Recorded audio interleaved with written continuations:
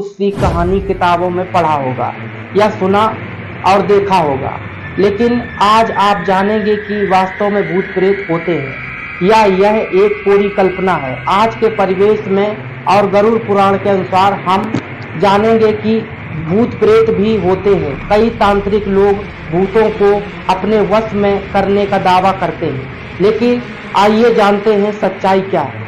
भूत प्रेत और स्वर्ग नरक की कहानियां हम सभी ने बचपन से ही सुनी है, लेकिन भूत प्रेत के बारे में पूरी जानकारी गरुड़ पुराण में दी गई है।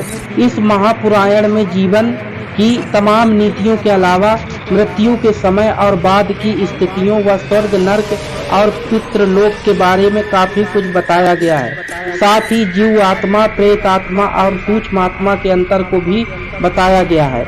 यहाँ जानिए भूत प्रेत की धारणा को लेकर क्या कहता है गरुड़ पुराण। गरुड़ पुराण के अनुसार जब आत्मा भौतिक शरीर में वास करती है तब वो जीव आत्मा कहलाती है। सूक्ष्मतम शरीर में प्रवेश करने पर इसे सूक्ष्म आत्मा कहलाती है। वहीं वासना और काम नामय शरीर में प्रवेश करने पर इसे प्रेत आत्मा कहा गया है।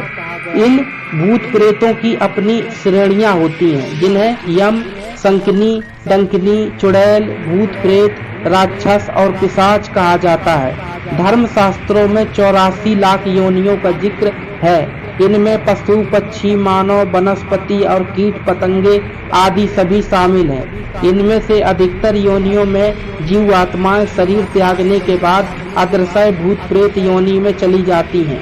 ये दिखाई नहीं देती।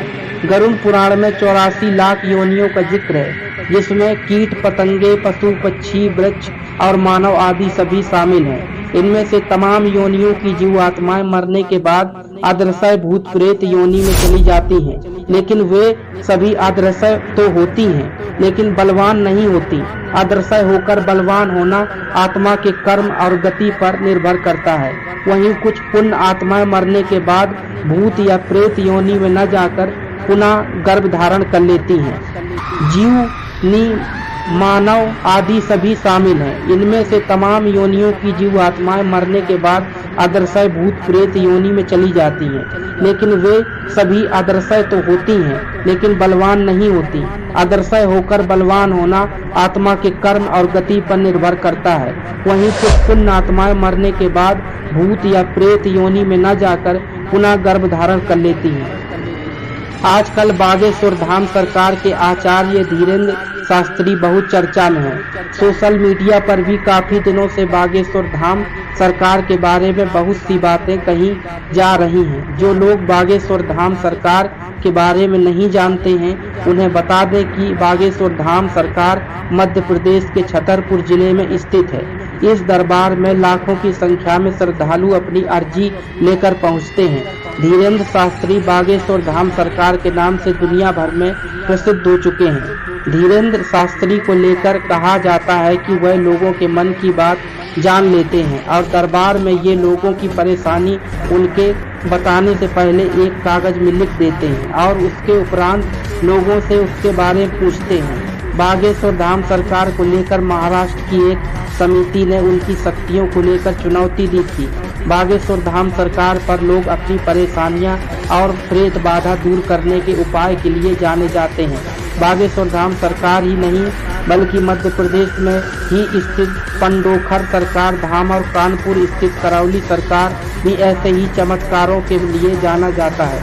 भूत प्रेत बाधा आखिर है क्या? आइए जानते हैं भूत प्रेत की धारणा को लेकर गरुड़ पुराण क्या कहता है। प्रेत आत्माओं को लेकर लोगों की राय अलग अलग है। कुछ लोग इन पर विश्वास करते हैं तो कुछ नहीं करते। वैज्ञानिक भी इन सब बातों पर यकीन नहीं रखते हैं, हालांकि जिसका जिक्र पुराणों में मिलता है। जब भी प्रेत आत्माओं की बात होती है तब लोगों की अलग अलग प्रतिक्रियाएं सामने आती हैं। कुछ लोग प्रेत आत्माओं पर यकीन रखते हैं तो कुछ इनको केवल मन का वहम मानते हैं।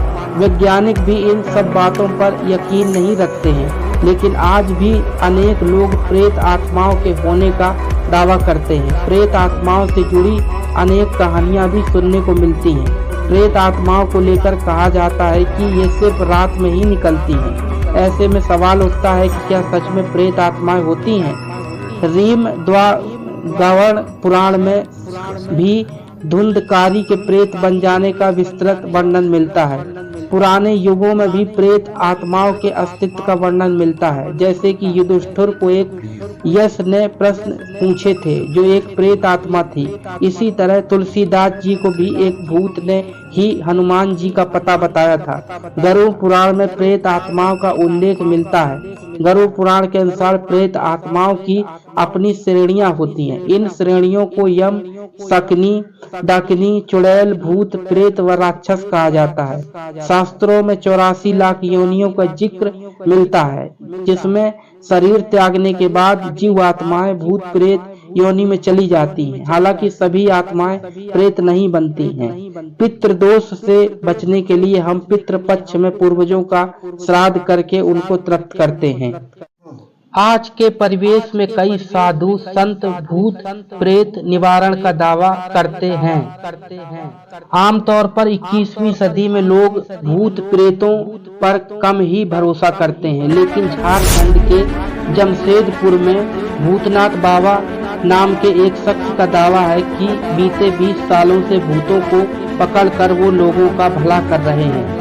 बाबा भूतनाथ के दावों के मुताबिक वो जमशेदपुर के जंगलों में भूतों की पहचान करते हैं। जिस पेड़ पर भूत पाया जाता है, पहले उसकी पूजा अर्चना करते हैं और फिर शमशान की लाई हुई हड्डियों से तंत्र मंत्र के सहारे उसे काबू में कर लेते हैं। इससे लोगों को राहत मिलती है। जिन्हें प्रेत आत्मा या फिर भूत परेशान किया करते हैं, उनका दावा है कि पूजा के बाद तंत्र मंत्र के जरिए वो भूत को पकड़ लेते हैं। इस खुशी में वहीं पर नाचते भी हैं। इसके बाद वो भूत को पकड़कर घर ले जाते हैं और फिर वहां भूत को किसी को परेशान नहीं करने के लिए विवश कर जंगल में छोड़ देते हैं। चित्रकूट के राम रगड़ा सरकार भी दावा करते हैं कि वह अदृश्य शक्तियों को अपने वश में कर लेते हैं और उनसे मनचाहा काम करवाते हैं। नवरात्रि में हमीरपुर उत्तर प्रदेश स्थित रामगढ़ में राम रगड़ा का आगमन होता है। लोग दूर दूर से बाबा जी के दर्शनार्थ आते हैं और अपने दुखों का निवारण कराते हैं। दोस्तों, हमारे चैनल को सब्सक्राइब जरूर करें ताकि आपको ऐसी ही कहानियां सुनने और जानने का अवसर मिले। कमेंट करके बताएं कि भूत प्रेत के बारे में आप क्या सोचते हैं।